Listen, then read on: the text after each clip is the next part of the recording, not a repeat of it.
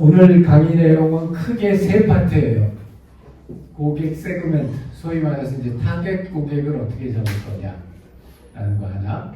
그 다음에 두 번째는 고객 채널. 그 고객에게 어떤 경로를 통해서 접근할 거냐.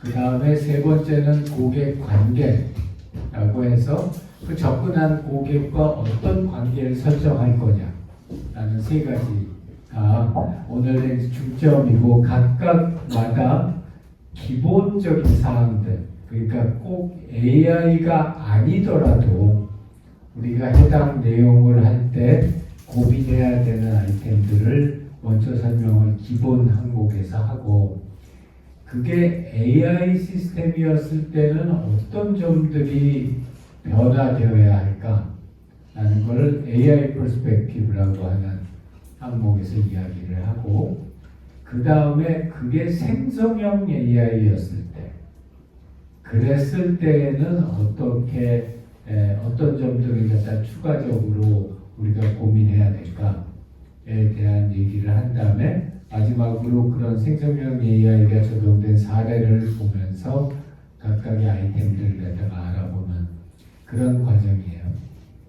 그래서 이거는 우리 지난 시간에 얘기했던 비즈니스 캠퍼스 모델에서 오른쪽, 여러분들이 지금 보기에 오른쪽에 있는 요 그래프의 세 가지 칸을 이야기하는 거죠. 개인적으로는 사실 나는 이쪽 부분이 되게 약해요. 제가 왜 약하다고 생각을 하냐면, 이제 기본적으로 HCI라고 하는 테크놀로지를 전공한 사람이기 때문에 이런 테크놀로지적인 이야기는 충분히 자신 있게 할 수 있는데, 이 오른쪽에 있는 타겟 고객이나 고객 관계나 고객 간의 채널은 미처 생각을 잘 못하는. 그래서 개인적으로 처음 그 회사를 만들고 나서 한 2년 후에 시드 펀딩을 받을 때, 그때 펀딩을 5억을 받았어요. 5억을 받았었는데, 그때 그걸 펀딩을 해준 벤처 캐피탈이 나한테 제일 먼저 얘기한 게, 근데 교수님, 그래서 그거 만들어가지고 누구한테 어떤 방법으로 하실 거예요? 라고 물어봤는데 머리가 하얘졌댔어요. 네. 왜냐하면 그건 생각을 한 번도 안 하고, 내가 이걸 어떻게 하면 잘 만들까? 이 생각만 열심히 하고서 있었는데, 그런 얘기를 하니까 굉장히 곤혹했었고요. 당황했었고. 두 번째는 그나마 타겟을 잡는 거는 어느 정도 잡았다고 했는데, 여기에 있는 채널이나 고객 관계 같은 경우에는 정말 생각을 미리 하기가 참 어렵더라고요.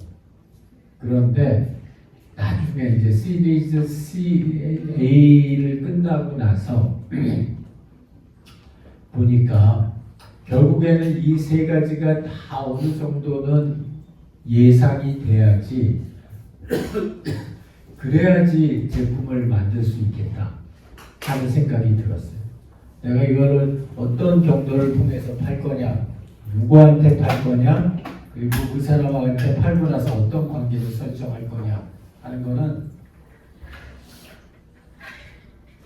상품 기획과 관련돼서도 밀접하게 연관성을 가지고 있다라고 이야기를 할 수 있어요. 진짜 이건 경험에서 나와서 이쪽 부분이 내가 되게 약했구나 하는 생각을 했어요. 그저께도 우리 지난주였죠. 지난주 마지막 목요일 금요일에 이제 저기 그 엘타워라고 하는 데 가가지고 이제 시리즈 C 펀드레이징을 위한 예행 연습 계획을 띄웠는데 처참하게 당했어요. 처참하게 당했는데 그렇게 처참하게 당하고 나서도 첫 번째 들었던 커멘트가 그거예요. 어떻게 팔 것인지, 그래서 팔아서 실제로 얼마만큼의 계약을 지금 따내셨는지, 이런 것들을 결국에는 되게 관심 있게 물어봐요. 그러다 보니까 우리 AI 비즈니스에서도 오늘 할 내용들이 어떻게 생각하면은 기술적인 내용에 못지않게 굉장히 여러분들이 실제 비즈니스를 한다고 했었을 때 펀딩에 성공하는데 더 어떻게 생각하면 더 큰 영향을 미치는 그런 아이템이 아닐까 하는 생각을 합니다. 이번에는 나는 그 현재 회사 가치가 한 325억 정도 돼요. 이제 이걸 갖다가 한 900억 정도, 980억 정도 되는 회사로 밸류업을 하려고 펀드레이징을 하는데 이제 그때도 제일 먼저 물어보는 거는 어떤 채널을 통해서 어떤 고객한테 접근하고 그 다음에 그 고객과 어떤 관계를 구축할 거냐 하는 거에 대한 질문이 투자자 VC 입장에서도 가장 먼저 나오는 질문이다라고 하고요. 이제 결국에는 우리 지난 시간에 했던 밸류 프로포지션 얘기를 했는데 이 밸류 프로포지션에서 나온 그 밸류를 가장 잘 높이 평가해 줄 수 있는 사람들이 누굴까? 그런 포인트에서 일단 이야기를 갖다 시작하는 걸 나는 추천을 하고요. 두 번째는 그랬을 때 이 인구 통계학적 정보라든지 고객의 맥락 정보라고 하는 거는 결국 그 시장의 현재 크기가 얼마 정도나 되는지, 더 중요한 거는 앞으로의 그 시장이 어떻게 커지거나 축소될 거라고 생각하는지, 이런 거에 대한 내용들을 굉장히 중요하게 다뤄야 된다라는 겁니다. 예를 하나만 들어볼게요. 우리가 초등학교 아이들을 대상으로 해서 음성 AI를 써서 좋은 생활 습관을 들게 해주는, 그리고 조금 더 나아가서는 이제 ADHD나 경계선 지능장애 아이들의 치료 목적으로 만든 서비스가 있어요. 홈이라고 하는 서비스예요. 그 서비스를 갖다가 만들었는데 제일 많이 받는 질문 중에 하나는 지금 취약 아동들이 점점 줄어들고 있고 2030년대에는 반토막이 나는데 그랬을 때 이 뽀미 서비스가 어떻게 제공될 수 있느냐.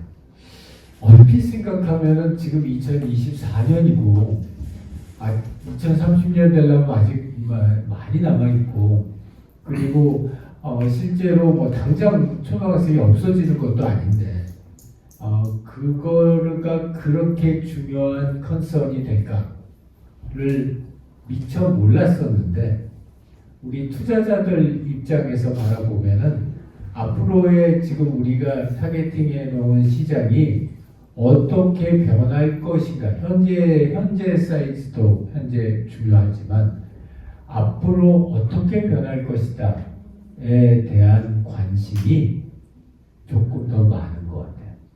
그래서 그 서비스는 우리가 펀딩 받을 때 결국은 못 써먹었어요. 결국은 못 써먹었고 앞으로 그걸 갖다가 써먹을 수 있는 기회가 있을런지는 모르지만 상대적으로 상당히 그 찬스가 그렇게 높지는 않다라는 게 있고요.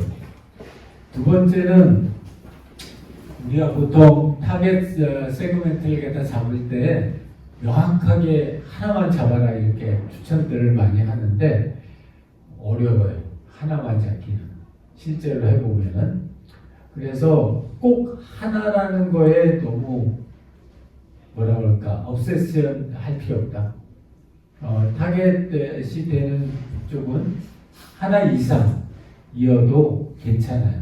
다만 그 각각이 아주 well defined 되어 있어야 된다. 라는 점을 갖다가 강조를 하고 싶은데 그게 뭐냐면 예를 들어볼게요. 어저께 만났던 그 우리 신경과 교수님이 제안하신 새로운 프로덕트 뇌졸중 환자의 애프터 모니터링, 애프터 서저리 후의 모니터링 시스템. 내가 그걸 좋아하는 이유 중에 하나는 명확한 숫자가 있어요. 한 해 우리나라에서 뇌졸중으로 그러니까 첫 번째 발생하는 환자 수가 그거는 의료보험공단에 다 잡혀요. 왜냐하면 뇌졸중 무조건 응급실로 가니까. 그렇기 때문에 다 잡히고 그리고 그 잡힌 분들을 어떻게 액세스를 해야 되는지도 명확하게 들어가 있어요. 그러다 보니까 제일 중요한 것 중에 하나가 누가 그 타겟이냐도 중요하지만 그 타겟이 어떻게 접근될 수 있느냐라는 것도 굉장히 중요한데 그런 측면에서 아주 well defined 되어 있다는 거예요. 그렇기 때문에 우리가 만들면 어디에다 타겟팅 해야 되는지를 갖다가 명확하게 알 수 있다는 겁니다. 그리고 우리가 이런 고객 채널이나 고객 관계가 설정됨에 따라서 처음에 정해놨던 고객 세그멘트가 축소되거나 확장되는 경우가 비일비재해요. 그러니까 전체적으로 다 말해서 그거를 피보팅이다 이렇게 얘기할 수도 있지만 사이즈나 스코업이 변하는 것은 굉장히 빈번하게 나옵니다. 라는 것도 꼭 한번 강조하고 싶습니다. 여기 예시에서 이야기하는 마음책이라고 하는 제품은 정신건강 관련돼서 검진을 받고 싶어하는 사람들인데 이걸 갖다 그냥 20대 직장인 남녀 이래 버리면 맥락이 전혀 없죠. 맥락이 전혀 없는데 정신과 방문이 조금 눈치가 보이고 꺼려져서 방문이 어렵고 시간과 비용이 많이 드는 정신과 검사가 부담스러운 개인 이러면은 이게 좀 더 명확하게 디파인이 될 수 있죠. 그래서 전반적으로는 이런 얼마나 well defined 마켓이 있느냐. 내가 제일 어려웠던 거는 마켓 자체가 잘 디파인이 안 되어 있을 때 그때가 참 어려워요. 예를 들자면 그게 범불안장애 우리 치료자한테 딱 그랬었는데 실제로 대한민국 사람들 중에서 가장 많이 유병률이 높은 게 불안장애예요. 우울증보다도 높고 알코올 장애나 그 니코틴 장애보다도 높아요. 불안장애가. 그래서 환자 수는 되게 많은데 핵심 어려운 점이 뭐냐면 그런데 누가 자신을 불안장애 환자라고 생각하느냐, 특히 범불안장애 환자라고 생각하느냐라고 하면 다들 그렇게들 별로 생각 안 해요. 그러다 보니까 이게는 재밌는 현상은 불안장애 환자들을 가장 많이 찾는 데가 정신과가 아니라 내과예요. 왜 내과에서 제일 많이 찾느냐? 사람들이 내과에 가서 그렇게 얘기하는 거예요. 이거 막 그 밥을 먹어도 소화가 잘 안 되고 속이 거부룩하고 뭐 잠도 잘 안 오고 막 이렇다고 이제 내과 가서 얘기를 하면은 내과 의사가 이렇게 왔었을 때 사실은 어떤 외형적인 어떤 문제가 있는 게 아니라 그냥 이 사람이 그 마음의 병 이미 심해서 그런 쪽으로 나온 케이스가 된 거라고 생각하기 때문에 내과에서 불안장애 치료제를 갖다 처방을 해요. 그러다 보니까 우리가 생각하고 있는 이 마켓에 대한 데피니션, 타겟 커스터머에 대한 데피니션이 명확해지기가 되게 어려운 거예요. 그렇기 때문에 우리 고객 세그멘트를 갖다 할 때는 이런 두 가지 포인트, 우리가 만든 이 가치가 과연 얼마만큼이나 이 사람들에게 잘 전달될 수 있을까? 그리고 전달됐었을 때 그 사람들에게 우리가 제공할 수 있는 그 마켓은 현재의 사이즈, 앞으로의 사이즈가 어떻게 변할 것인가? 이런 것들에 대한 이야기가 꼭 사전적으로 있어야 된다라는 거고요. 이제 그런 것들을 갖다가 자세하게 작성하기 위해서 사용하는 방법이 퍼소나 방법을 해요. 아마 여러분들이 다른 클래스에서도 많이 들었을 수 있고 또는 이 실제로 인터넷이나 이런 데서 돌아다니는 것들도 많이 볼 수 있을 텐데 몇 가지만 강조를 좀 하고 넘어갈게요. 첫 번째, 퍼소나는 실제 인물이 아닙니다. 퍼소나는 가상의 인물이에요. 가상의 인물인데 우리가 생각하고 있는 타겟 고객에게 가장 근접한 그리고 굉장히 티피컬한 아주 전형적인 이런 사람들을 우리가 퍼소나라고 하는 거예요. 그렇기 때문에 실제 사람을 찾으려고 그러면 안 돼요. 그리고 또 아주 특이한 사람을 찾으려고 해도 안 돼요. 아주 전형적인 퍼소나다 그러면 딱 들어오는 그런 사람을 찾아야 만들어야 된다라는 거고요. 두 번째는 그러면 이런 퍼소나를 갖다가 만드는 목적이 뭐냐? 여러 가지 목적이 있지만 그 중에서 제일 중요한 목적은 커뮤니케이션 목적입니다. 무슨 얘기냐면 우리가 하나의 서비스를 만들어내려면 아주 토이 서비스라고 할지라도 적어도 10명 내외의 사람들이 필요해요. 특히 이런 AI나 이런 쪽은 적어도 10명 이상의 사람이 달라붙어야지 하나의 서비스가 나오는데 그런 하나의 서비스를 만들어내기 위해서 이 실제로 참여하는 사람들이 우리가 뭘 만들고 있다라는 거에 대한 공통된 이해를 할 필요가 있어요. 안 그러면 서로 똑같이 얘기는 하고 있지만 다 다른 생각을 할 수 있어요.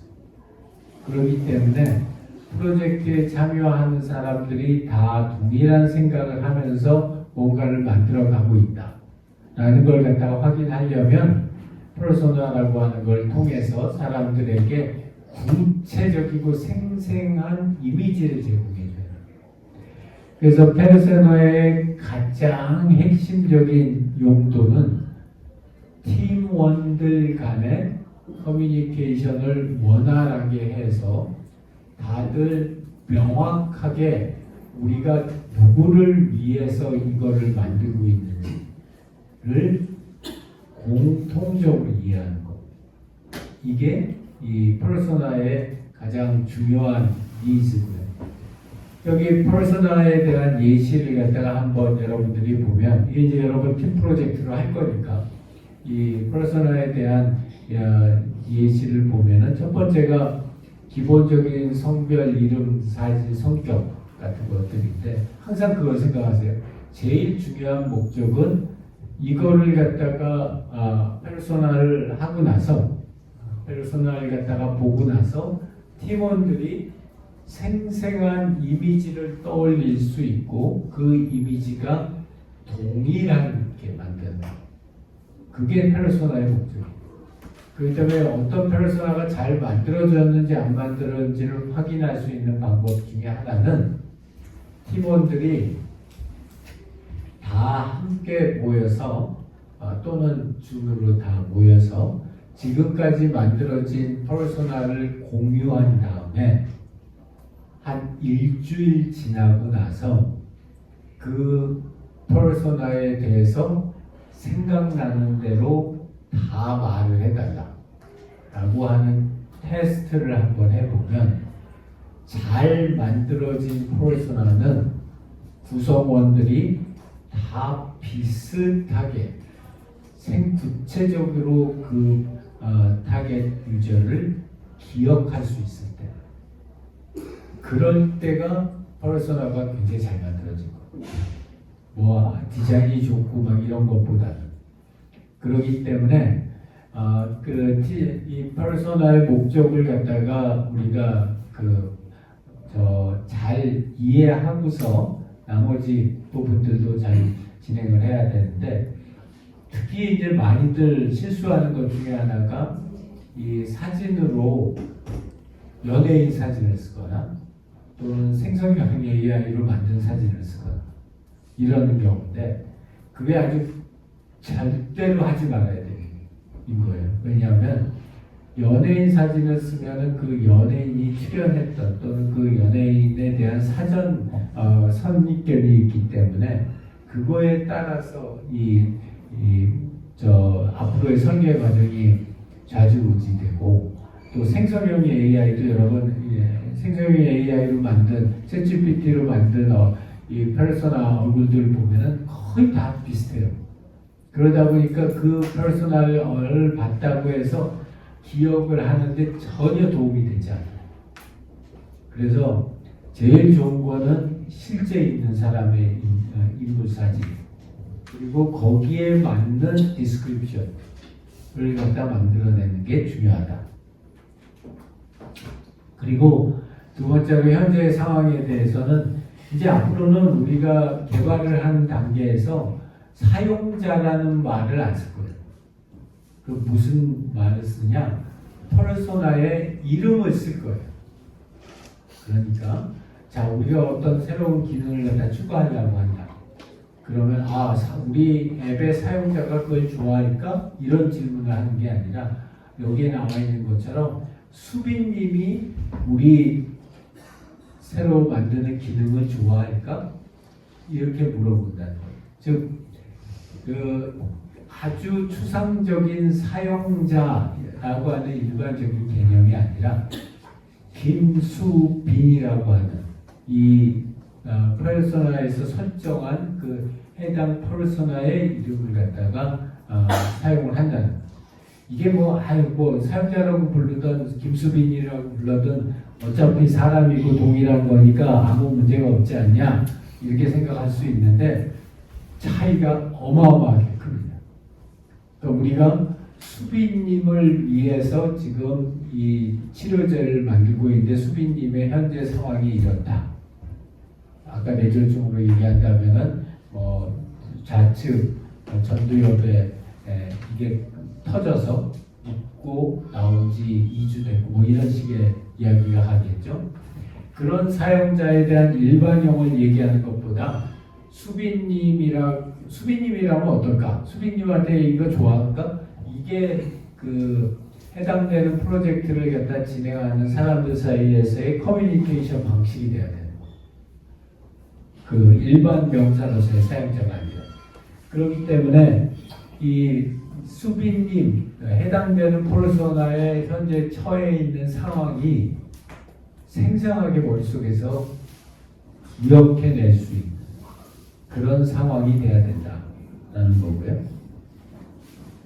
그리고 그 퍼소나가 필요로 하는 가치가 무엇인지 그때도 마찬가지죠. 그러니까 사용자가 필요로 하는 가치가 아니라 김수빈이라고 하는 사람이 필요로 하는 가치인 거예요.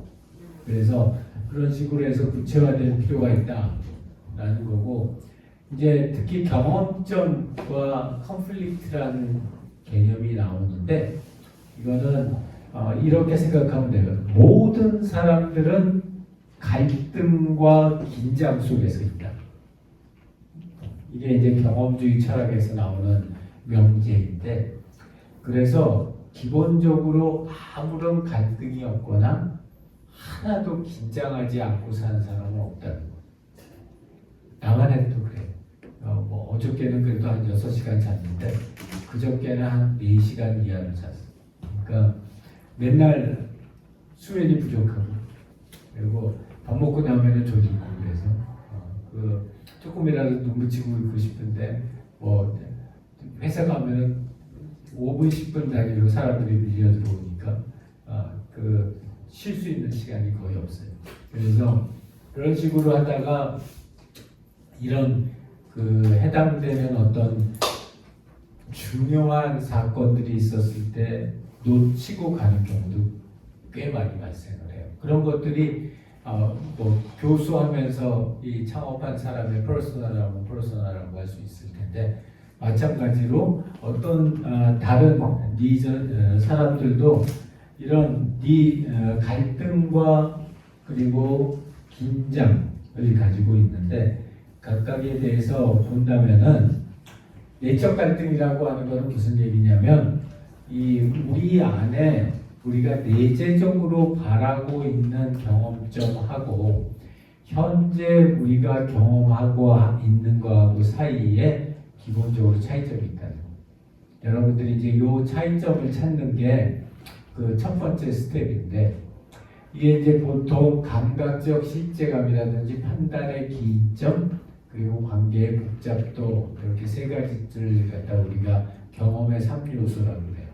그래서 결국에는 얼마나 감각적으로 생생하게 받아들이느냐, 그리고 그 어떤 우리가 이게 유용하다, 유용하지 않다라고 판단을 했을 때 그 판단의 기준이 내 안에 있냐, 아니면 외부에 있냐에 따라서 판단의 기인점 얘기를 하고, 세 번째가 이제 관계의 복잡도라고 해서 얼마나 많은 사람들이 얼마나 깊은 관계를 가지고 있느냐라는 건데, 이게 항상 우리가 원하는 감각적 실제감의 정도하고 그 다음에 우리가 원하는 판단의 기인점과 관계의 복잡도 대비해서 사람들이 실제로 겪고 있는 감각적인 실제감이나 판단의 기인점이나 관계의 복잡도가 다르다는 거예요.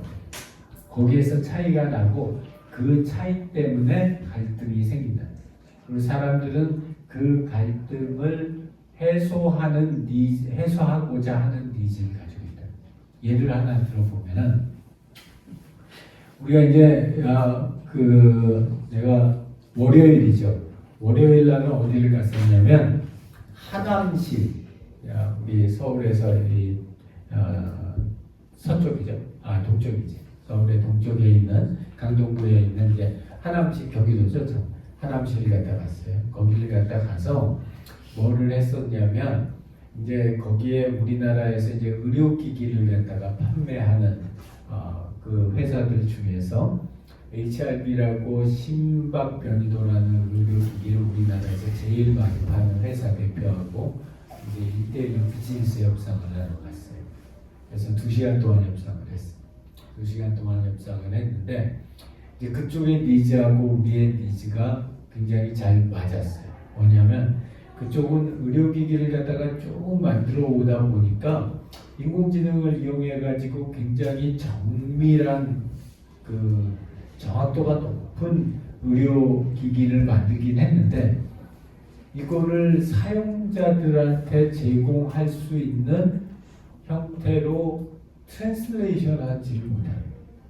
그러니까 결과 나오는 게 다 전문가들이 볼 수 있는 이런 수치만 쭉 나오는데, 대한민국의 10,000개 병원에다가 다 보급을 하고 났더니 이제 더 이상 보급할 데가 없는. 그러니까 시장을 넓혀야 되는데, 시장을 넓히려면 일반 사용자들을 대상으로 해야 되는데, 일반 사용자들을 갖다 대상으로 하려면 지금처럼 아웃풋을 내주면 아무도 이해 못하는.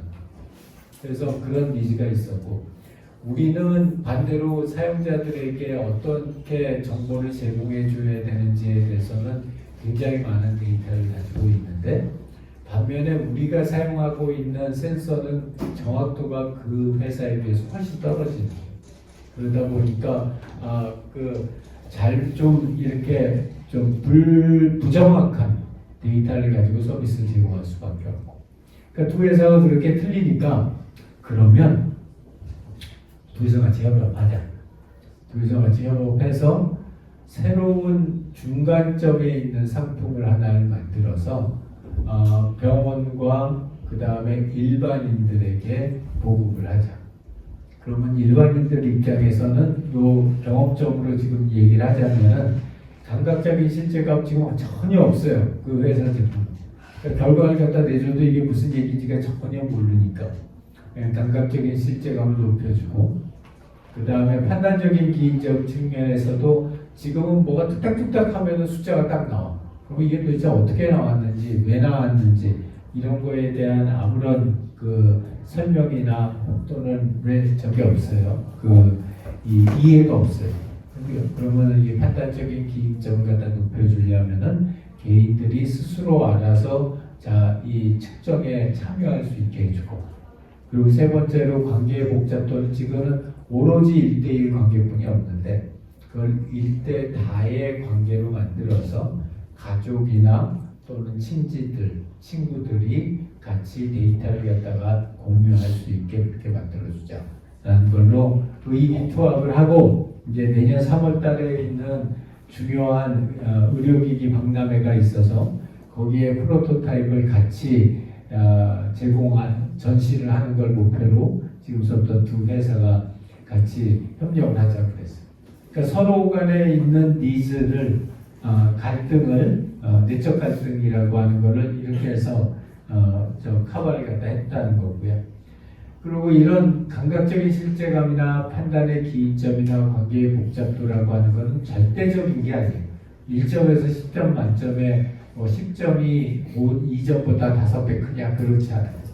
그렇기 때문에 각각의 도메인에는 거기 도메인에 맞는 실제감과 기인점과 관계의 복잡도가 있고, 그거를 상대적으로 다른 제품들이나 또는 사용자 입장에서 봤을 때 하고 현재 제공하고 있는 시스템의 경험점을 비교하는 것. 그게 고객 세그멘트의 이 내적 갈등이고요.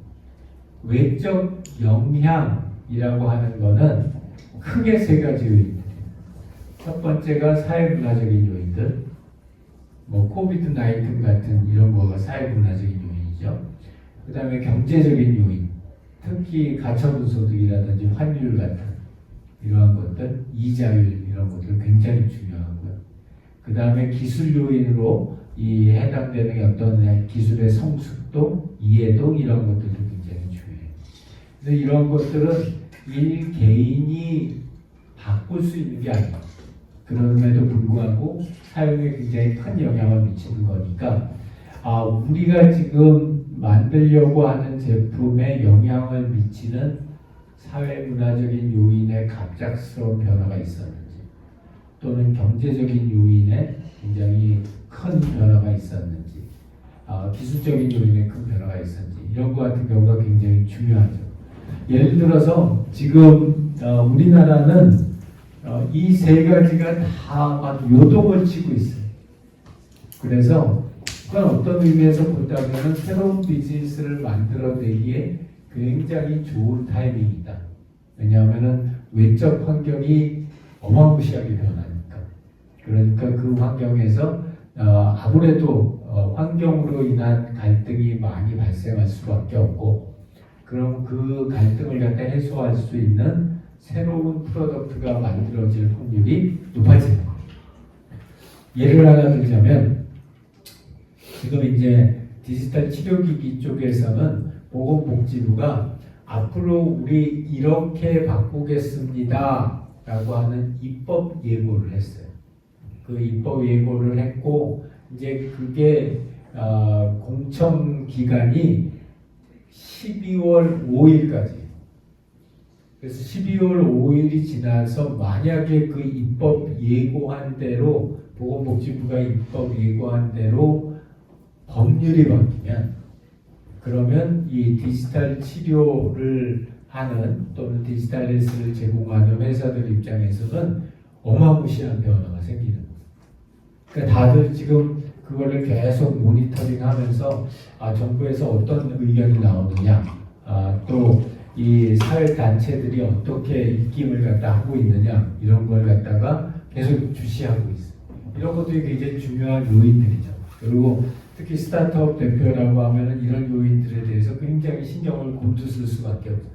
그래서 전문가들 만나면 항상 물어보고, 또 공청회 같은 거 있으면은 계속 참가하고, 세미나 같은 거 있으면 참가해서 그쪽의 전문가들은 어떻게 생각하는지 이런 것들을 갖다 계속 청취해요. 그래서 이런 세그멘트를 통해서 이제 실제로 그 사용자들 내부에, 퍼소나 내부에 어떤 내적 갈등이 있고, 또 그 사람들을 둘러싼 외적 환경이 어떻게 변화되고 있는지, 이러한 것들을 이 페르소나 속에다가 명확하게 작성을 해서 그 페르소나만 읽어도 사람에 대한 생생한 이미지를 떠올릴 수 있으면 그게 제일 좋겠다. 라는 거고요. 그거는 앞에까지 얘기한 거는 그게 인공지능 시스템이든 아니든 똑같아요. 똑같이 적용이 되는 반면에 여기다 인공지능 시스템이 적용이 되기 시작하면은 일반적으로 모든 인공지능 시스템에서는 여기에 보는 것처럼 텐션 앤 컨플릭트, 기술 이해도, 기술 수용도 이 세 가지가 추가가 돼야 돼요. 퍼소나에. 그래서 우리 지난주에 강의했던 내용 중에 이 인공지능과 관련돼서 사용자들의 특성을 갖다 알아보게 되면은 인공지능 시스템을 통해서 사용자가 무슨 가치를 추구하고자 하는지가 굉장히 애매모호해요. 사람들이 잘 이해를 못하고 있어요. 그리고 두 번째는 제품이나 서비스가 인공지능을 통해서 어떤 가치를 본인들한테 제공해 주는지도 이해가 잘 안 돼 있어요.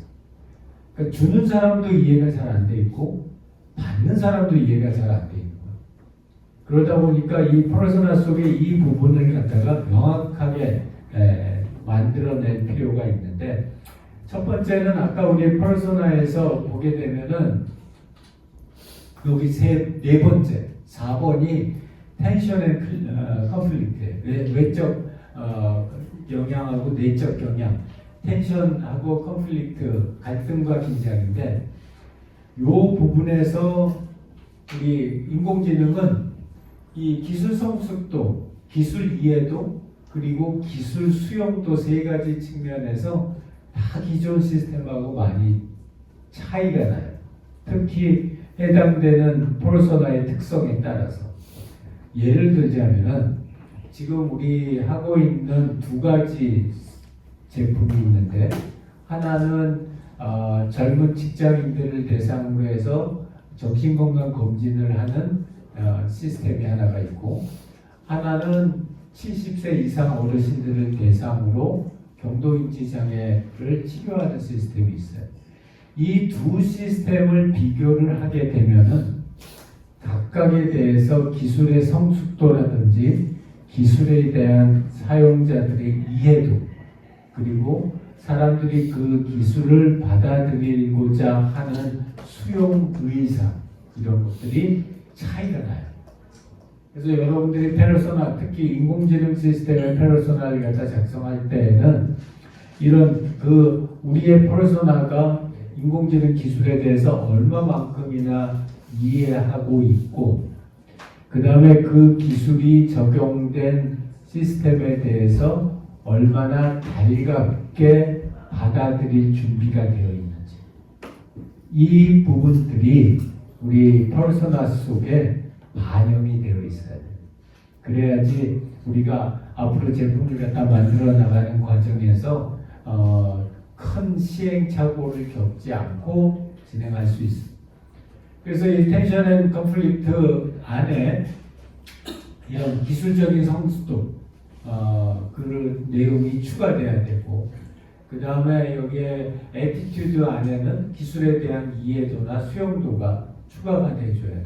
그래서 고객층이 무조건 우리는 인공지능만 들어가면 무조건 좋다 그렇지 않고 반대로 우리는 인공지능만 들어가면 무조건 싫다 이런 것보다 어떤 사람 우리가 생각하고 있는 타겟 고객의 퍼소나는 어떤 인공지능 기술에 대해서 어느 정도 성숙도를 갖다가 생각을 하고 이해를 하고 있고 또 그걸 갖다가 얼마나 받아들일 준비가 됐느냐 그리고 우리가 활용하려고 하는 인공지능 기술의 성숙도가 얼마나 되느냐 예를 들어서 우리가 5년 전에 음성 AI를 써서 어르신들과 대화를 통해서 인지 기능을 향상시키는 시스템을 만들었어요.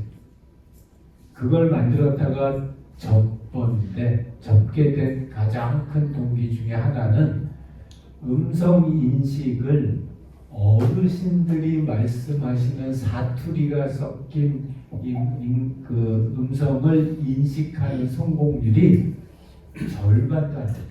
50%. 한마디, 두 마디 하면 둘 중에 한 마디는 잘못 알아듣는. 그러다 보니까 기술 성숙도가 따라오지 못해서 대부분 종료를 하게 되는 경우가 많은데 물론 5년 사이에 많이 변했죠. 근데 우리 음성인식 같은 경우에는 특히 젊은 여성의 음성에 대한 인식 성공률하고 그 다음에 나이 드신 남성 노인의 인식 성공률은 어마어마하게 큰 차이가 있어요. 그래서 본인들이 지금 타겟으로 하고 있는 그 대상군이에게 이 사용될 인공지능 기술의 성숙도가 얼마나 되는지 그 내용이 꼭 이 퍼소나 속에 들어가 있어야 된다 라는 거고요. 이제 여기에 생성형 AI를 추가로 들어온다. 그랬을 때는 어떤 포인트들이 우리 이 타겟 고객에 대한 데피니션, 퍼소나에서 추가가 되어야 될까? 첫 번째는 결국 생성형 AI라고 하는 것은 무엇인가 새로운 딱 그 사람한테 하이퍼 커스터마이즈 된 컨텐츠나 솔루션을 제공해 줄 수 있다라는 건데, 그렇다면 과연 우리가 지금 잡아놓은 타겟 세그멘트가 그런 생성된 하이퍼 커스터마이제이션을 얼마나 가치 있게 받아들일 거예요. 만약에 이런 크리에이티비티나 커스터마이제이션에 대해서 현재 우리가 잠정적으로 잡아놓은 세그멘트가 별로 가치를 못 느낀다.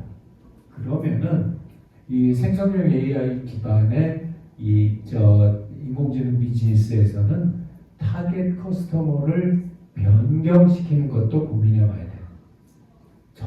기술하고 사용자의 핏이 안 맞으니까. 그래서 그렇게 되는 경우에 우리가 변경하는 걸 갖다 충분히 고려해야 되고요. 그 다음에 우리 실제로 생성형 AI가 가지고 있는 굉장히 큰 뭐라고 볼까요? 약점 중에 하나는 자칫 잘못하면은 추상화되기 쉽다. 왜냐하면 예전에는 음악을 틀어준다 그러면 그냥 음악을 틀었고, 그 다음에 그림을 보여준다 그러면 그림을 보였는데, 사실은 생성형 AI가 보여주는 거는 뭐냐면 생성된 창조물을 보여줘요. 그러다 보니까 이 창조물이라고 하는 개념은 아무래도 추상화될 수밖에 없잖아요. 그러니까 그러다 보면은 이런 추상화된 또는 무형으로 제공되는 가치, 그런 가치에 대해서 우리 해당되는 퍼소나가 얼마만큼이나 잘 이해할 수 있느냐. 어르신들은 정말 어려워요. 젊은 사람들은 그래도 조금 낫고 어린 사람들은 아주 잘해요. 그런데 이런 것들이 생성형 AI가 된다는 거에 대해서 가지고 꼭 우리가 퍼소나에서 타겟 고객 설정을 할 때 검토해야 할 점 중에 하나인 거예요. 생성형 AI의 핵심 밸류는 결국은 이런 창조된 무엇이라고 하는 건데, 그거에 대한 가치를 우리 현재 생각하고 있는 세그먼트가 잘 이해하고 있나. 그 다음에 이 실제로 생성형 AI 같은 경우에 기존의 AI, 일반적인 AI에 비해서 이런 세 가지 포인트 같은 것들 갖다가 섹션을 퍼소나에다가 추가할 수 있어요. 그래서 여러분들이 이제 다음 주에까지 만들어 올 그 퍼소나에는 요 섹션들이 들어가서 만들어져야 되면은 그게 만들어지면 좋겠다. 첫 번째가 얼마나 빈번하게 생성형 AI하고 인터랙션을 할 거예요. 누가? 의사나 환자나 이런 사용자들. 그렇게 됐었을 때, 어떤 사람들은 굉장히 빈번하게 상호작용하게, 그러니까 마치 챗봇처럼 한 문장 들어가면 한 문장 나오고 하는 식의 굉장히 빈번한 상호작용을 원할 수도 있고, 또는 어떤 사람들은 한 달에 한 번, 하루에 한 번 요약 리포트만 받아보기를 원할 수도 있어요. 그래서 이 상호작용의 수준이 얼마나 되는 건지 우리 타겟 퍼소나가, 그 다음에 AI 생성물에 대해서 우리 퍼소나가 어느 정도의 신뢰를 가지고 있는지. 어떤 사람들은, 나 같은 사람은 사실 별로 신뢰 안 해요. 현재 수준에서 나오는 생성형 AI 수준을. 근데 그거를 그렇기 때문에, 왜냐하면 나는 사업을 하는 사람이기 때문에 이게 잘못됐었을 때 데미지가 워낙 커서 나는 별로 이렇게 신뢰하지 않고, 지난번에도 얘기했지만 사람이 꼭 검증한 다음에 내보내는데, 그런 실제로 받는 사람들 입장에서 AI가 생성한 콘텐츠에 대해서 어느 정도나 신뢰하는지, 그리고 이런 그 창의적이고 이런 만들어진 개인화된 이 생성형 AI의 산출물에 대한 선호도는 얼마나 돼요? 이러한 점들이 고객 세그멘트의 이 퍼소나 속에 명백하게 반영되어야 될 필요가 있어요. 그래서 그걸 바탕으로 이제 후속적인 얘기를 할 수 있으니까. 그 다음에 텐션 앤 컨플릭트에서 제일 중요하게 보는 거는 기술적 성숙도예요.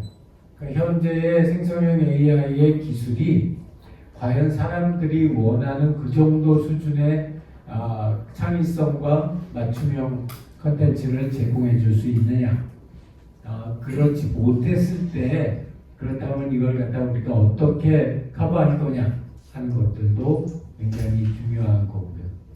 그 다음에 결국에 제일 중요한 것 중에 하나가 여러분들의 퍼소나가 생각하고 있는 수용도, 해당되는 기술에 대해서 얼마나 달갑게 받아칠 수 있느냐라는 거가 굉장히 중요한 변수고요.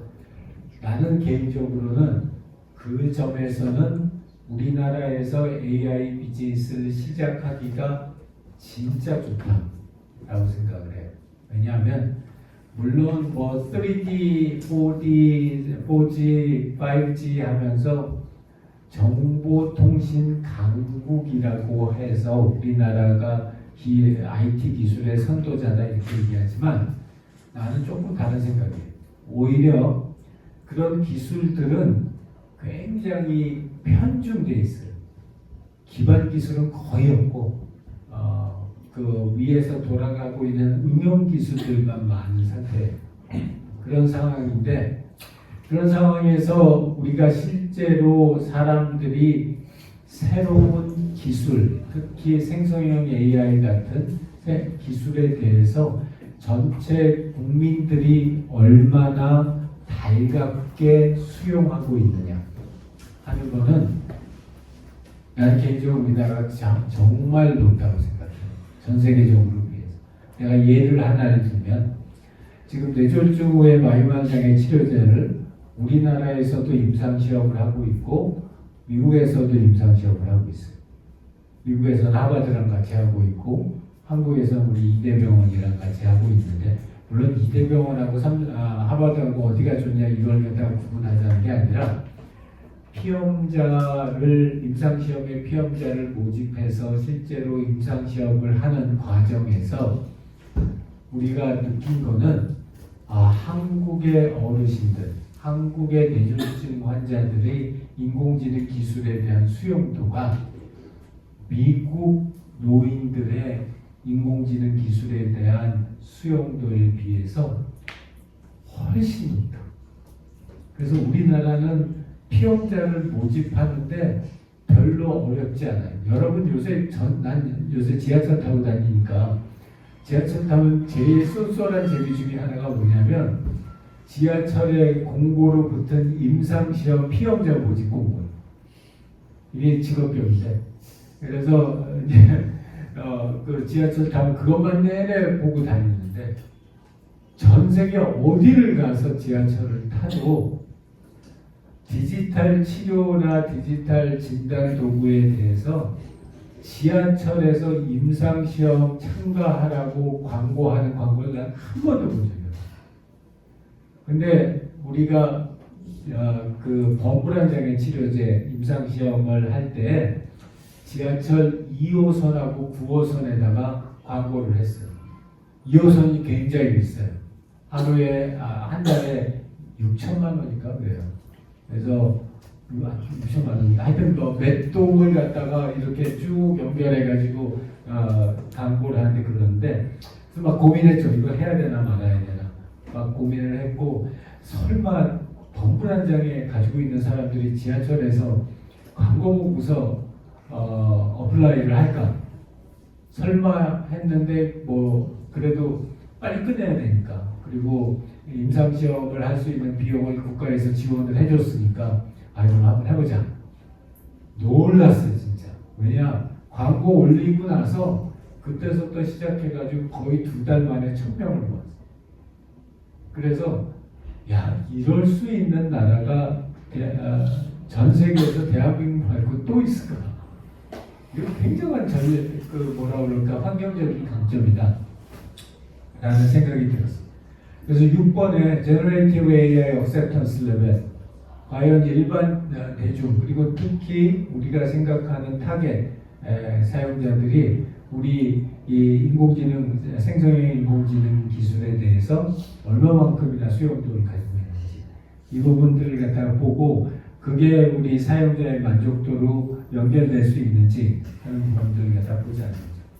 그래서 이런 고객 세그멘트에 대한 사례 중에 하나고 레플리카라고 하는 사례가 있어요. 여기에 홈페이지하고 관련 레퍼런스가 있기 때문에 확인해 보면 될 거예요. 여기는 생성형 AI 활용해서 좀 마음적으로 어려운 사람들 그런 사람들한테 정신적인 웰빙하고 컴패니언십을 제공하는 개인화된 거고요. 세그멘트는 이런 AI로부터 발생한 에이전트를 통해서 감정적인 서포트를 받고 있고 또 버추얼한 컴패니언십을 갖다가 받는 걸 원하고 있는 사람들 그런 사람들을 갖다 대상으로 하고 있고요. 그러니까 전통적인 뭐 이렇게 치료 상담사 앞에 앉아가지고서 50분 이렇게 치료받고 지금 그러면 강남에서 한 20만 원 정도 하는데 그런 거 받는 거에 대해서 별로 안 좋아하는 사람 그런 사람들 꽤 많아요. 그 상담사 세션을 갖다 굉장히 싫어하는 사람들도 굉장히 많고 그리고 또 바쁜 직장인들 이런 경우에 어포인먼트하고 상담사 그 상담 클리닉을 가서 상담받고 이렇게 하기가 되게 어려우니까 그런 사람들 그리고 이제 이게 생성형 AI니까 이 사람의 말투나 이런 어투를 갖다가 보고 쓰는 단어를 갖다가 입력을 하면 이 사람의 어투하고 말투를 따라가잖아요.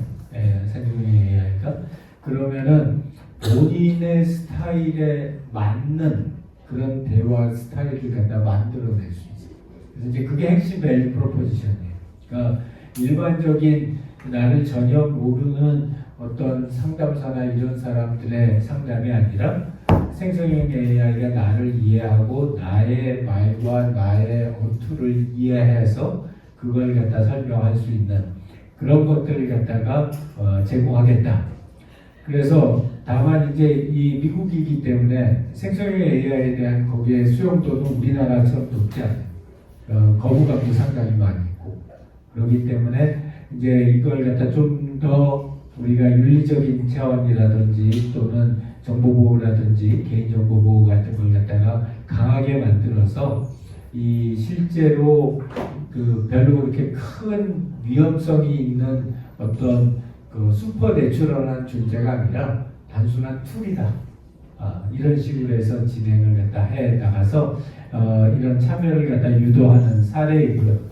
또 하나 사례는 제스퍼라고 해가지고 생성형 AI 가지고 이 마케팅이나 브랜딩 컨텐츠를 만들어내는. 그래서 이거 나왔을 때 디자이너들 다 망한다고 그랬어요. 이 웬만한 이 마케팅이나 이 브랜딩 컨텐츠는 얘네들이 훨씬 잘 만든다. 그래서 이런 오피셜 웹사이트 가보면 알 것 같고요. 그래서 이건 이제 특히 그 소호산 중소기업들 별도의 이런 브랜딩 마케터나 그런 디자이너를 갖다가 채용하기 힘든 그런 식으로 해서 이 신속하게 컨텐츠를 만들어내고 그 다음에 해당되는 어떤 타겟의 특성에 따라서 그 컨텐츠를 갖다가 커스터마이즈 시키는 그런 형태의 이런 그 툴로서 밸류를 갖다가 지금 프로포즈 했고요. 그래서 이건 뭐 상당히 그러니까 수단적인 목적을 가지고서 사용하는 거고, 또 대기업 입장에서는 우리 보통 글로벌 시장을 갖다 갈 때 채널도 여러 개 가져가고 시장도 여러 개 가져가거든요. 그럼 아무리 대기업이라고 해도 이거를 각 나라 말마다 또 그 타겟 시장마다 별도의 컨텐츠를 만들어내기가 되게 힘들어요. 그렇기 때문에 이거를 원래의 컨텐츠를 기반으로 해서 이 생성형 AI가 그거를 수정 보완을 해서 만들어내는 식으로 해서 실제 B2B에서도 상당히 많이 활용을 하고 있습니다. 자, 그래서 커스터머 타겟 세그멘트 쪽에 대한 얘기를 정리를 하자면은, 타겟 세그멘트는 우리가 이 퍼스널을 통해서 정리할 수 있는데, AI 시스템이기 때문에 기존의 퍼스널에서 더해져야 되는 아이템들이 있고, 생성형 AI이기 때문에 특히 더 또 고려해야 될 포인트들이 있다는 거예요. 그래서 여러분들이 이 타겟에 대한 퍼스널을 갖다가 만들 때에는 그런 엑스트라 포인트들을 여러분들의 퍼스널 속에 넣어서 추가해가지고 퍼스널 작업을 갖다 진행하는 게 좋겠다라는 게 이 첫 번째 세션의 그 마무리입니다. 혹시 첫 번째 세션 관련돼서 질문이나 코멘트 있는 사람? 그 교수님이 저번에 저희 HCI 수업 때 말씀해 주신 것 같은데, 그 사람들이 가끔 AI가 답을 바로 해주면 그거에 대해서 되게 신뢰도가 낮아져서, 그러니까 어느 정도 딜레이를 좀 걸어줘야 그거에 대해서 신뢰를 한다라고 얘기를 하잖아요. 근데 그게 그러니까 저희가 지금 하고 있는 프로젝트 같은 경우에도 이렇게 답변 첨삭이나 이런 거를 보면 이미 많은 그래머리 같은 서비스는 실시간으로 이렇게 오류를 다 잡아주는 것들을 보면 되게 괜찮은데, 저희는 약간 학생의 답안을 첨삭해준다라는 그 개념 때문에 어느 정도 이거를 신뢰할 수 있을까? 그러니까 우리가 시스템을 제공을 할 때도 어떤 식으로 해야 될지에 대해서 좀 감이 안 잡히기도 하고, 그리고 이 기술을 받아들이는 사람의 입장에서도 사실 선생님이랑 학생이랑 완전 다를 것 같다는 생각도 들어요. 그러니까 선생님은 자기 직업이 대체된다고 생각할 것 같고, 학생들은 이 시스템이 정말 신뢰도가 있느냐 아니면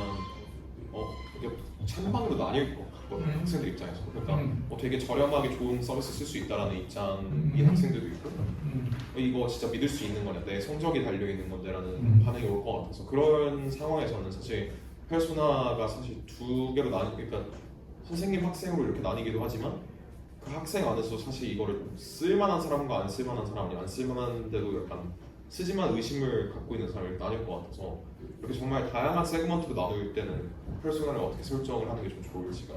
가장 정확하게 이야기하고 싶은 거는 퍼스널을 그렇게 많이 못 만들어요. 현업에서 그렇게 많이 못 만들기 때문에, 그래서 아까도 강조했지만 가장 여러분들이 생각하기에 티피컬한 여러분들의 유저가 됐어요. 그 사람에 집중해서 퍼스널을 갖다가 정밀하게 만드는 게 중요하지, 혹시 쓸지도 모르는 사람들까지 포함해서 퍼스널의 개수를 늘리는 것은 나는 별로 추천하지 않아요. 그게 퍼스널, 아까도 얘기했지만 퍼스널을 만드는 것은 결국 커뮤니케이션을 할 때 우리가 타겟으로 하고 있는 고객의 사용자에게 대한 명확한 그림을 그리는 거예요, 머릿속에. 그렇기 때문에 설령 나중에는 지금 쓸지도 모르는 사람들까지 포함할 수 있을지는 모르지만, 처음에 시작할 때는 가장 티피컬한 사용자를 중심으로 해서 오히려 그 사용자에 대해서 더 딥하게 퍼스널을 만드는 것을 추천해요. 오케이? 네, 창민님. 페르소나를 설정할 때 예를 들어서 특정 서비스에 페르소나를 만든다고 하더라도 그 페르소나 들어간 특성들 어디까지 잡아야 될까, 뭐 성격까지 넣어야 될까, 뭐 세상까지 넣어야 될까, 그런 부분이 조금 고려될 것 같은데, 제가 생각했을 때는 뭔가 예를 들어서 우리 서비스에서는 뭐 이 페르소나의 그 재산 상태가 중요하다면 그런 것들을 넣어야 되는지, 신용 정도가 중요하면 그런 걸 넣어야 되는지, 어디까지 다 넣을 수 있는지 궁금해요. 그것도 명확하게 답을 하자면 뭐든지 다 넣어도 돼. 뭐든지 다 넣어도 되는데, 단 중요한 건 항상 목적은 뭐냐면 우리가 만들려고 하는 사용자에 대한 굉장히 생생한 이미지를 팀원들과 공유하는 거. 그렇기 때문에 그 사용자, 우리의 타겟 사용자가 그 사용을 하는 경험에 영향을 미칠 것이라고 생각되는 정보들은 다 넣어도 돼요. 근데 예를 들어서 별로 우리 사용자의 사용 경험에 별로 연관성이 없는 그런 그 내용은 비록 다른 퍼소나에서는 많이 넣었다고 할지라도 여기 퍼소나에서는 늘 필요 없어요. 그래서 기본적으로 가장 중요한 크라이테리어는 사용자의 사용 경험에 해당되는 정보가 큰 영향을 미칠 것 같냐 그렇지 않느냐 라는 걸 갖다가 중점적인 크라이테리어로 봅니다.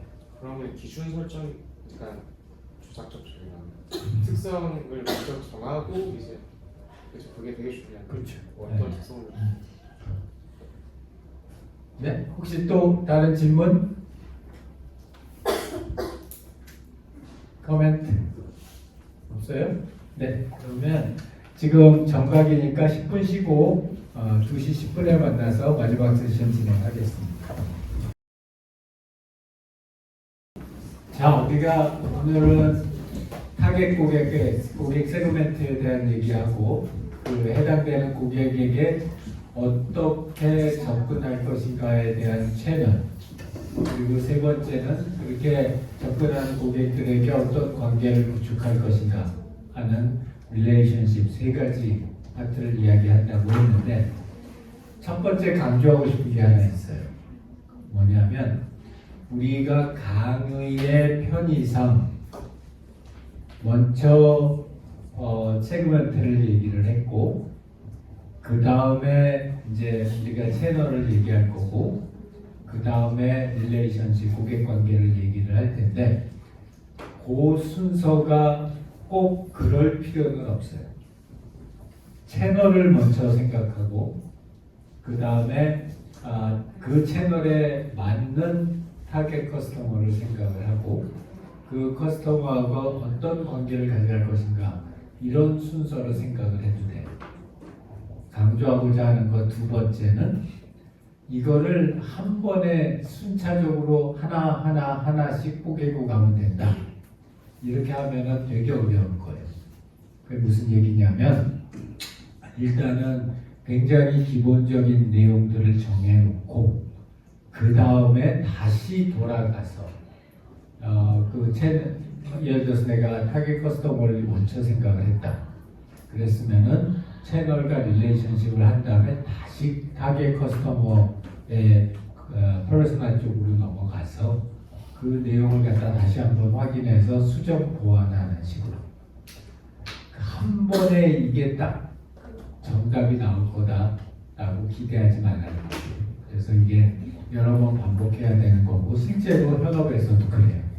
그래서 여러분들이 이거는 그렇게 반복적인, 점진적이고 반복적인 형태로 이루어져야 된다라는 걸 강조하고 싶고요. 일단 채널에서부터 얘기하자면 채널은 크게 두 가지. 이제 여러분 프로젝트 할 때 첫 번째 채널은 커뮤니케이션 채널. 그래서 내 서비스를 갖다가 알리고 또 그 사용자의 피드백을 받고 하는 이런 의사소통을 위한 채널이 있어요. 예를 들어서 웹사이트, 고객센터 이런 것들이죠. 그 다음에 유통 채널이라고 하는 거는 실제 어떤 경로를 통해서 팔 거다. 그래서 이걸 갖다가 제약회사를 통해서 팔 건지, 건강검진 전문기관을 통해서 팔 건지, 앱마켓을 통해서 팔 건지 어마어마하게 큰 변화가 있습니다. 여러분들이 어떤 유통 채널을 특히 선택하느냐에 따라서 엄청나게 차이가 나요. 예를 들어서 지난 월요일 날 저녁에는 제약회사 그 전략 담당 기획 상무를 만났어요. 만나가지고 무슨 얘기를 했냐면, 자 이제 우리 버블한장의 치료제가 조금 있으면 풍모코가 나온다. 그렇게 풍모코가 나오면은 우리 이걸 어떻게 팔까라고 이야기를 했어요. 그래서 한 가지 방법은 조금 이따 또 얘기 나오겠지만 약국을 통해서 팔 수 있는 방법, 아니면은 완전 B2C로 앱마켓에서 올려서 인앱 결제로 하는 방법, 그 다음에는 우리 제약회사가 마케팅 영업 채널을 통해서 병원에다 파는 이런 것들을 갖다 논의를 했는데, 어떻게 파느냐에 따라서 지금서부터 우리 제품을 어떻게 포지셔닝하고 어떻게 일레보레이트 해야 되는지가 많이 결정이 돼요. 그래서 이거 굉장히 중요한 결정이구나 라는 거에 일단은 합의를 했고, 그 다음에 두 번째는 그러면 그들은 그들 회사에 가서 또 나는 우리 회사에 와서 어떤 게 서로의 이익을 최대한 높일 수 있는지에 대해서 고민해보고 다시 만나자. 언제 만나기로 했냐면 12월 5일 날 만나기로 했어요. 이것처럼 이 채널을 갖다가 구축하는 것도 굉장히 중요하고 또 시간이 오래 걸리는 일이다. 그런 점을 갖다가 강조하고 싶고요. 이제 이게 AI일 때는 거기다 추가적으로 더 어려움이 쌓이죠. 첫 번째는 인공지능 기술을 많이 이야기하기는 있지만 그 사용 자체를 어려워하는 사람들도 많고요. 사용은 어찌어찌 하겠지만 실제로 왜 그렇게 사용해야 되는지를 알지 못하는 사람들도 되게 많아요. 여러분들 우리 회사 서비스 중에 마음책이라고 하는 서비스가 있어요. 그 서비스에 보면은 얼굴을 찍어서 HRV를 실시간으로 측정해서, 지금은 그게 이런 심박변이도 하고 심박하고, 그리고 거기서 이제 더 나가서는 혈압이나 산소포화도까지도 비침습으로 재는 이제 그런 서비스가 있는데, 얼굴을 잰다는 것 자체가 이해가 안 되는 사람들이 많아요. 이게 심박변이도를 잰다 그럴 때 청진기를 대야지 왜 얼굴 사진을 찍느냐, 이렇게 되면서 그것이 그 시점에서 엑싯이 되는 경우가 되게 많아요. 이걸 일반적으로 그렇게 얘기하면 뭐라고 그러냐면 안내문을 갖다가 자세히 만들어주면 됩니다, 이렇게 얘기하는데, 여러분들은 어떨런지 모르지만 내가 알고 있는 대부분의 사용자들은 매뉴얼 안 읽습니다. 매뉴얼 안 읽고 바로 진행을 하지, 정말 정독하고 이거를 완벽히 이해해서 시스템을 사용하는 사람은 극소수 중에 소수입니다.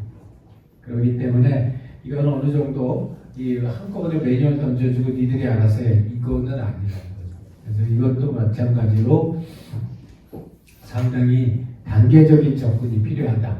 그래서 이런 디지털 헬스라고 해서 생성형 AI에서 디지털 헬스라고 해서 유통 채널을 안 만들거나 커뮤니케이션 채널이 없어도 된다, 절대 아닙니다.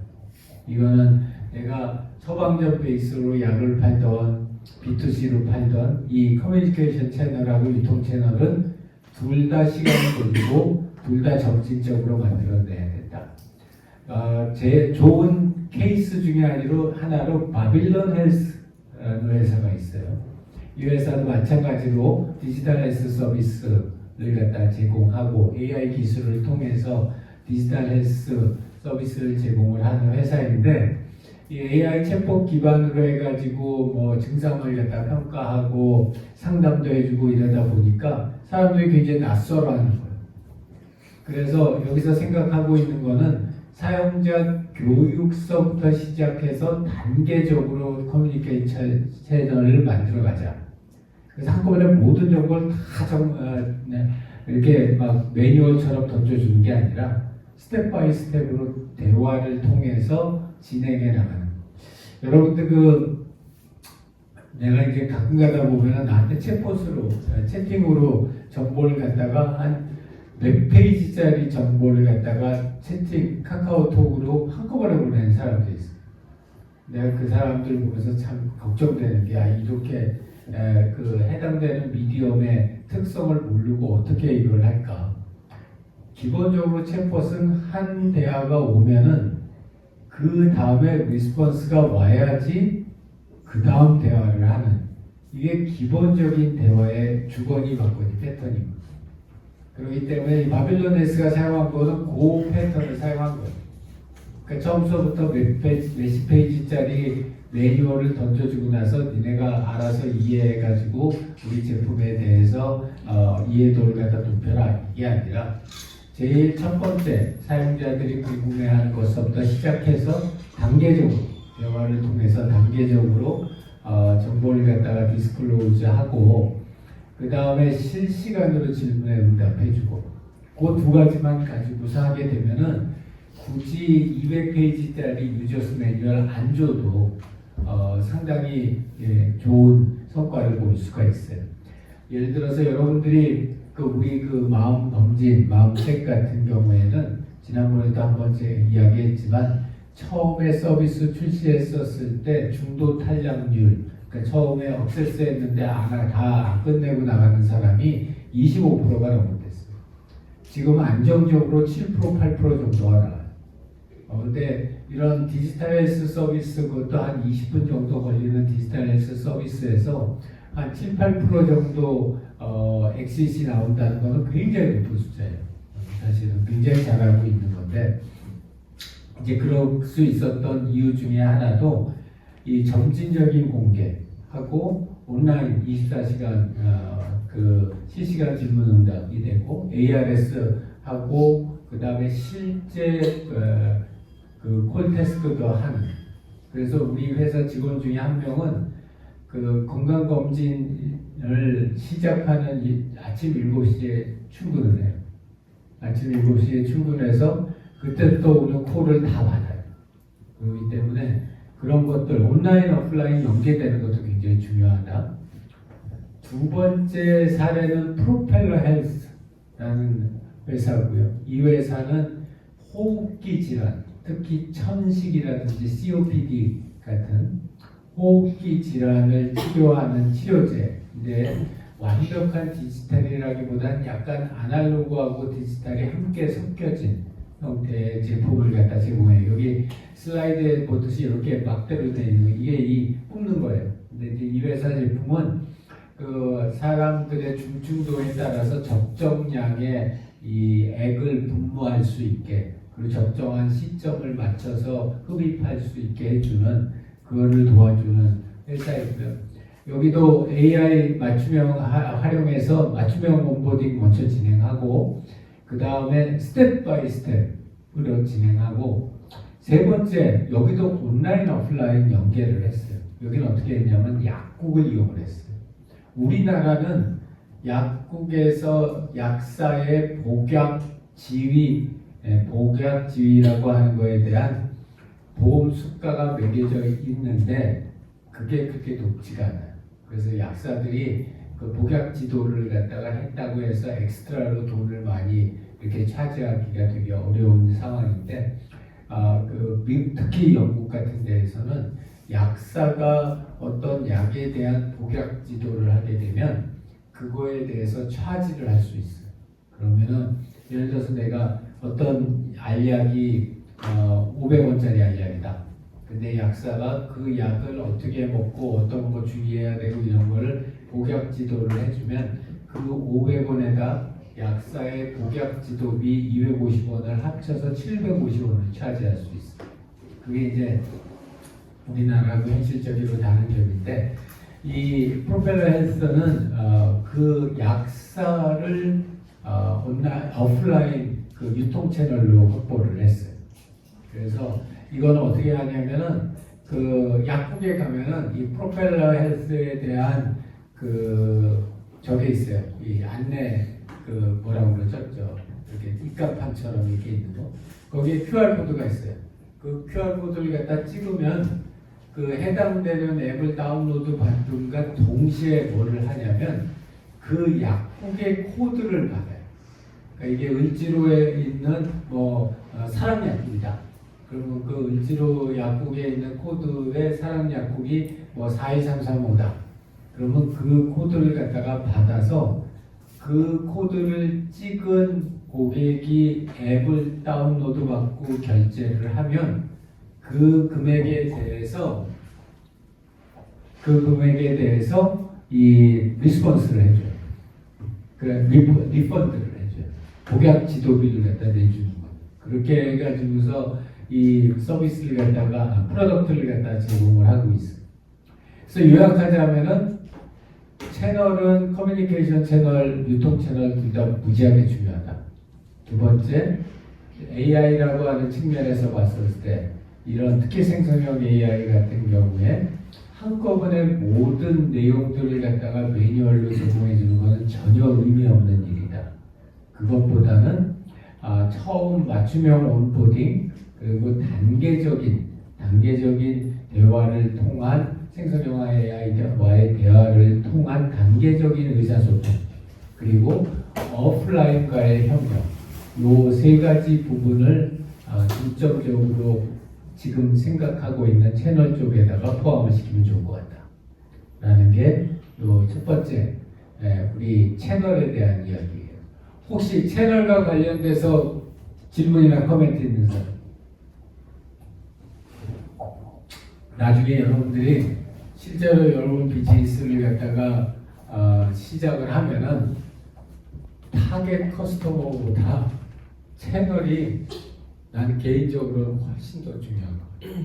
그리고 그 실제 내가 어떤 채널에 대한 액세스를 가지고 있느냐라고 하는 게 내가 어떤 타겟 커스터머를 잡아야 되느냐에 어마어마한 영향을 미쳐요. 그래서 혹시 이제 여러분들이 예를 들어서 이렇게 첨삭 지도를 한다거나 또 이렇게 그 치료를 갖다 제공한다 또는 그 데이팅을 갖다 한다라고 했었을 때 이거를 커뮤니케이션을 어떤 채널을 통해서 하고 실제 판매를 어떤 채널을 통해서 특히 유통 채널을 갖다 어떤 채널을 통해서 할 거냐 그냥 앱마켓 통해서 할게요.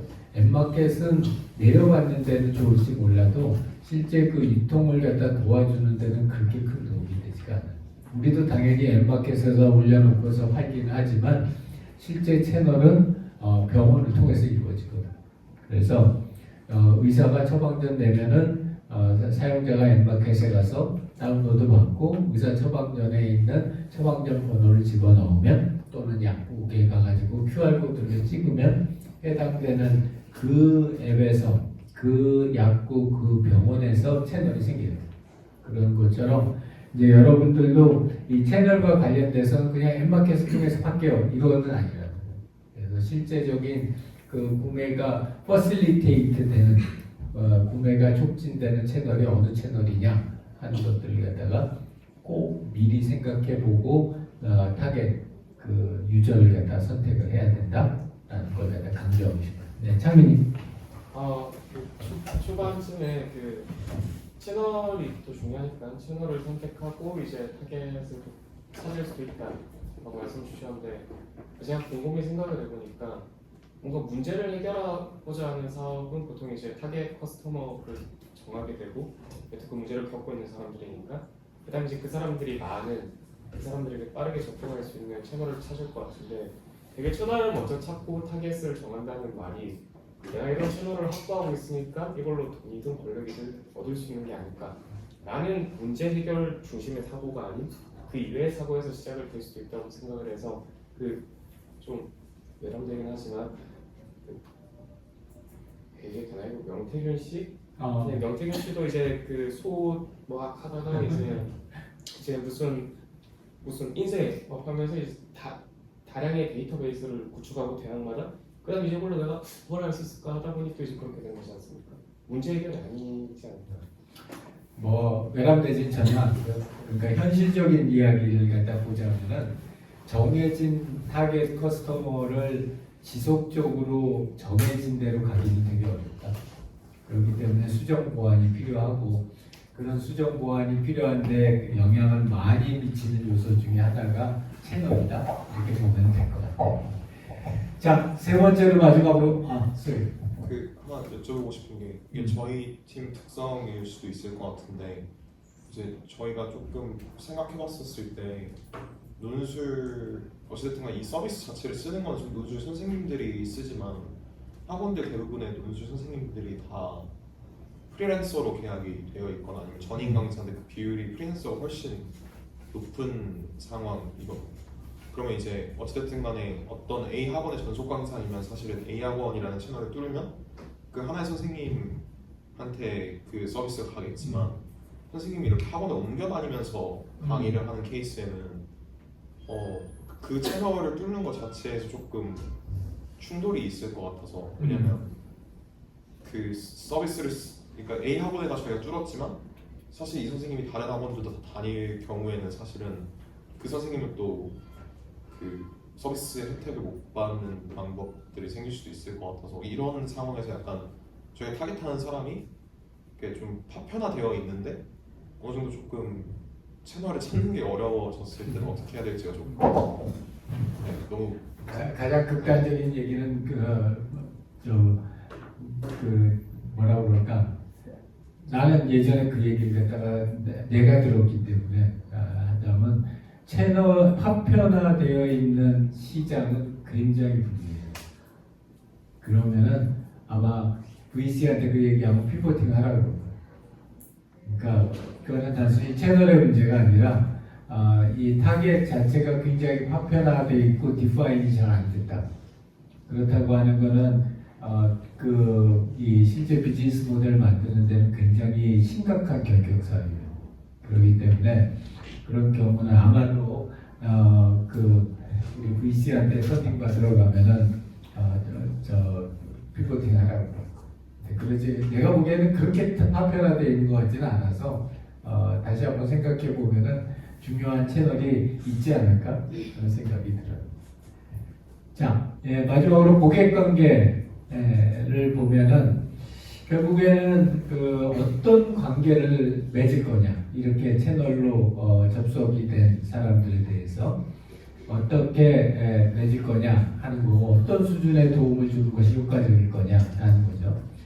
개별 어시스트 1대1 셀프 서비스 한 번 주고 나서 스스로 알아서 해결하게 하는 거. 자동화 서비스라는 거는 단계를 갖다 여러 개 남겨놓고 각 단계별로 자동화된 도움을 받게 하는 것. 그 다음에 이제 사용자 커뮤니티 서비스를 운영하는 것. 그 다음에 이제 고객 참여, 뭐 게시판이라든지 SNS. 여러 가지 형태의 고객 관계가 있을 수 있어요. 이것도 역시 마찬가지인데, 한 번 정하고 나서 딱 그걸로 픽스 안 돼요. 이거 정해서 해당 타겟 커스터머하고 해당 채널을 갖다 넣어봤더니 안 먹히더라. 상당히 빈번해요. 그런 케이스가. 그렇기 때문에 이것도 여러 번 트라이얼을 해봐야 됩니다. 사례를 갖다 예를 들자면은 우리가 처음에 그 어르신 대상으로 하는 경도인지장애 예방 서비스를 만들었을 때 그때 우리 기본적인 고객 관계는 1대1 개별 어시스트 관계였어요. 그래서 어르신들이 또는 자녀들이 다운로드 받아서 1대1 어르신들이 사용하시게 하는 것이었는데 하다 보니까 매출이 전혀 올라가지가 않아요. 왜 올라가지 않는가 봤더니 어르신들은 어떤 것들인지 혼자 하는 걸 되게 싫어하셔요. 그렇기 때문에 그 다음에 했던 게 뭐냐면 여기에 있는 사용자 커뮤니티. 근데 그 커뮤니티에 그냥 온라인 커뮤니티가 아니라 로케이션별로 각 지역마다 경로당이라든지 또는 분여회라든지 이런 게 있거든요. 그래서 그런 경로당이나 분여회 이런 걸 갖다가 통해서 커뮤니티를 만들어서 고객 관계를 가져가는 걸로 전환을 했어요. 그랬더니 어르신들 입장에서는 이런 아무리 디지털이라고 해도 디지털만 가지고 뭐를 하는 거에 대해서는 굉장히 주저주저 하시는데 워낙 친숙해 있는 경로당이라든지 주민센터라든지 이런 복지관이라든지 이런 커뮤니티를 갖다가 베이스로 한 거에 대해서는 훨씬 더 달갑게 제품을 수용하시는 그런 형상을 갖다 보여주고 있어서 그런 것처럼 고객 관계도 굉장히 다양하고 마음이 많이 변한다. 마음책도 마찬가지고요. 그래서 이런 고객 관계랑 관련돼서 또 중요한 인공지능 쪽에서의 중요한 포인트 중에 하나는 데이터에 관한 어떤 데이터를 고객으로부터 받을 거고 그 수집된 데이터를 인공지능에서 어떻게 적용할 거고 그렇게 적용한 효과가 과연 얼마만큼이나 날 거냐. 최근 얘기를 하나 할게요. 아주 뼈아픈 지금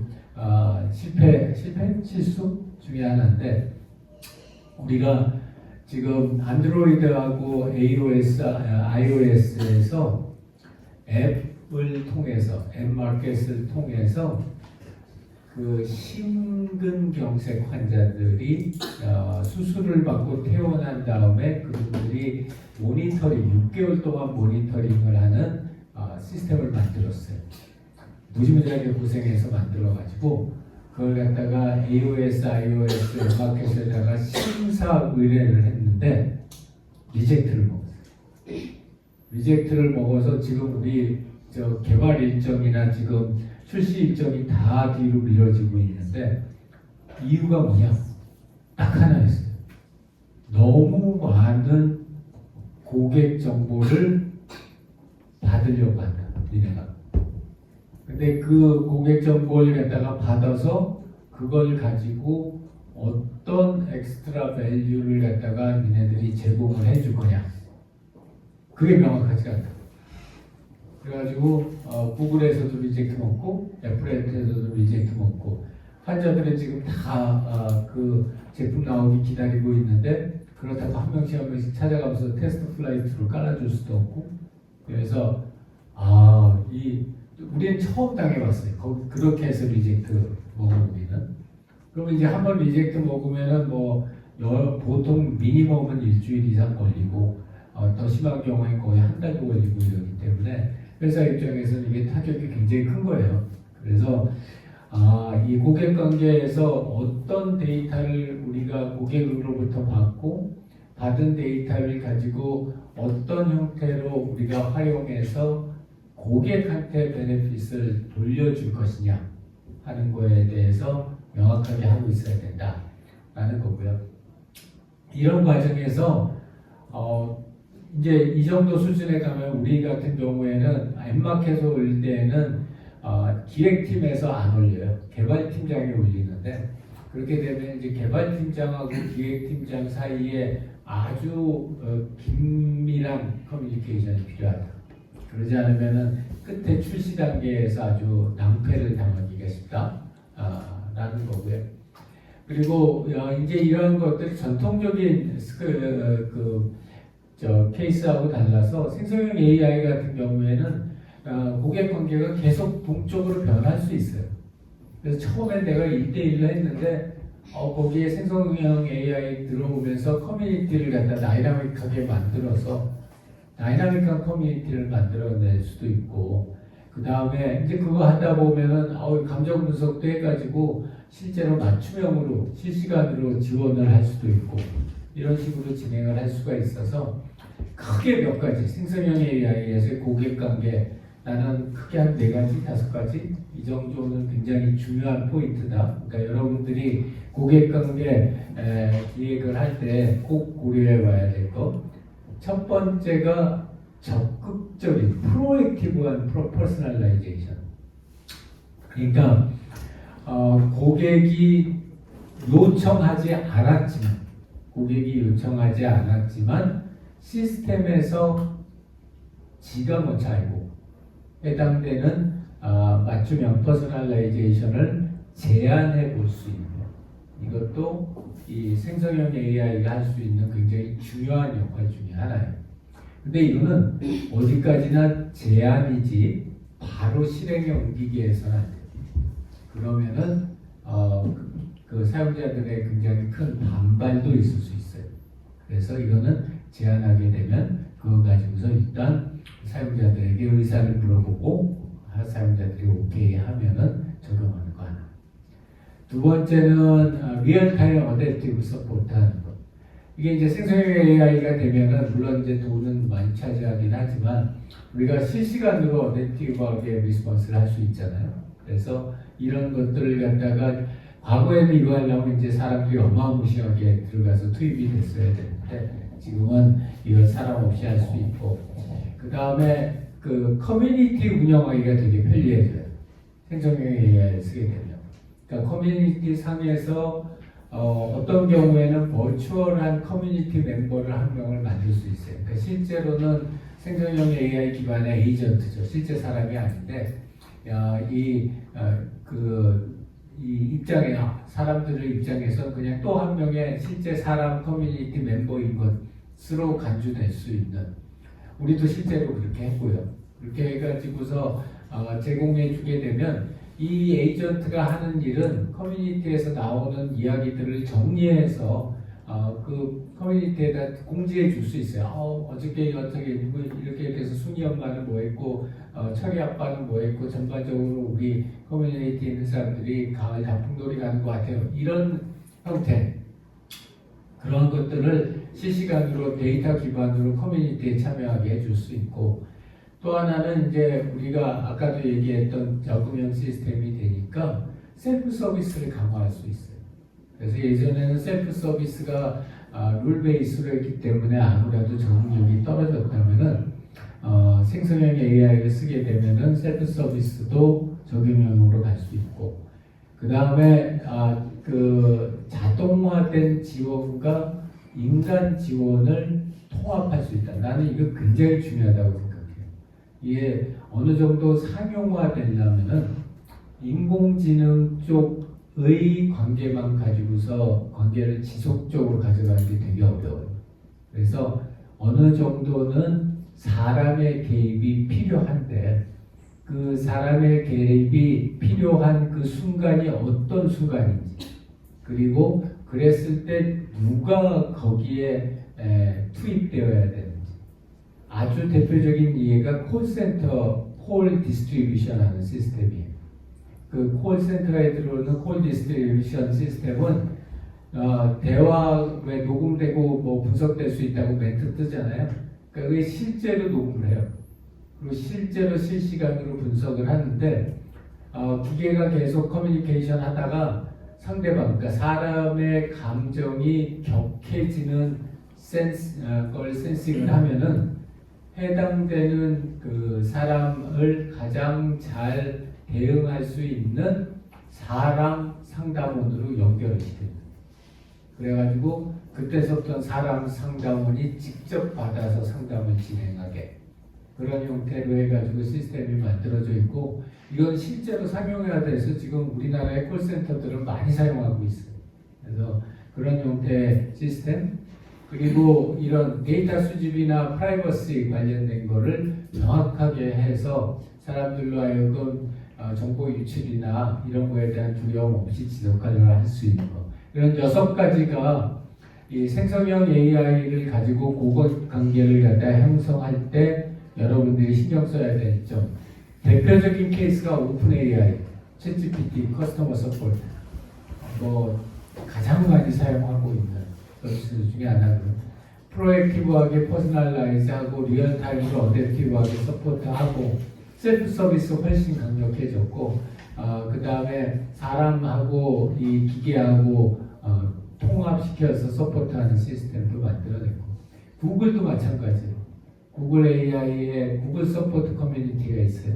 이것도 역시 마찬가지로 데이터 드리븐에서 커뮤니티 엔게이지하고 셀프 서비스 옵션 강력하게 만들어주고 프로액티브하게 퍼스널라이즈하고 프라이버시 트러스트 메저를 갖다가 제공해줘서 사람들이 안심하고 사용할 수 있게 해주는 것. 이런 것들이 우리가 생성형 AI를 쓴다고 할 때 추가적으로 고민해봐야 될 점이다 라고 생각을 합니다. 결론적으로 얘기를 하자면은 고객 세그멘트 누구한테 어떤 가치를 제공해 줄 거냐. 두 번째가 채널, 이런 가치를 가장 온전하게 전달할 수 있는 그런 통로, 그리고 세 번째가 고객 관계인데, 기본적인 이 모든 시스템에 적용되는 것에 비해서 이 생성형 AI에서 추가적으로 고민해야 될 이슈들이 상당히 많이 있다는 거예요. 그래서 그런 이슈들을 갖다가 실제로 고려해서 만들었었을 때 우리가 이 생성형 AI 쪽에서의 레베뉴 모델 쪽을 갖다가 만들어 나갈 수 있다라는 거고, 오늘 강의한 내용 여러분들이 잘 들어봐서 알겠지만 이게 어떤 교과서로 딱 정립되어 있다 그러지 않아요. 그래서 상당히 많은 부분은 우리가 실제로 비즈니스를 하면서 커머셜 비즈니스 서비스를 하면서 경험했던 것들, 이제 그런 내용들, 그리고 실제 여러 가지 문헌들에서 제시하고 있는 것들을 중심으로 우리가 생각해 본 거고요. 아마 내년에 이 수업을 또 하면 또 내용이 많이 바뀔 거예요. 매년 내용이 상당히 많이 바뀌어지는 그런 아이템 중에 하나가 아닐까 생각을 합니다. 자, 여기까지가 오늘 강의인데요. 혹시 전체적으로 궁금한 질문이나 커멘트 있는 사람? 오케이? 없으면 오늘 강의는 이걸로 마무리하겠습니다. 수고 많으셨습니다.